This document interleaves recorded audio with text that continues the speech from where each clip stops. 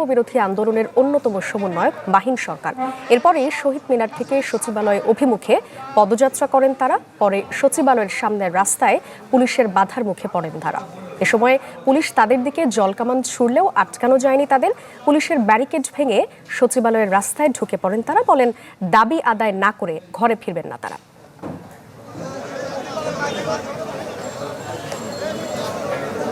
তারা বলছেন যে তারা বিনা অপরাধে জেল খেটেছেন, তাদেরই বড় একটি অংশ আজকে দেখতে পাচ্ছেন যে এখানে অবস্থান নিয়েছেন এবং তারা সকাল থেকে তারা শহীদ মিনারের যে এলাকা সেখানে তারা অবস্থান নিয়েছেন এবং এরপরই তারা দুপুর 12টার পরপরই তারা সচিবালয়ের উদ্দেশ্যে রওনা দেয় এবং ইতিমধ্যে তারা সচিবালয়ের উদ্দেশ্যে রওনা দেওয়ার পর তাদেরকে শিক্ষা ভবনের সামনে পুলিশ মূলত বাধা প্রয়োগ করে এবং ব্যারিকেড দেয়।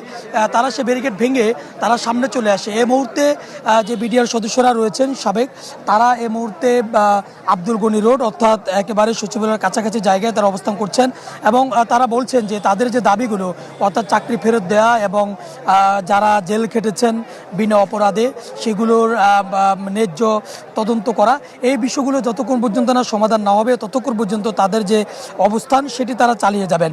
এবং আমরা ঠিক জানতে পেরেছি ইতিমধ্যে বিডিআর সদস্যদের মধ্য থেকে 7 সদস্যের একটি প্রতিনিধি দলকে স্বরাষ্ট্র উপদেষ্টা সচিবালয়ে ডেকেছেন এবং সেখানে আসলে তাদের মধ্যে কথোপকথন হবে, তারপর হয়তোবা নতুন করে কোনো সিদ্ধান্ত আসবে।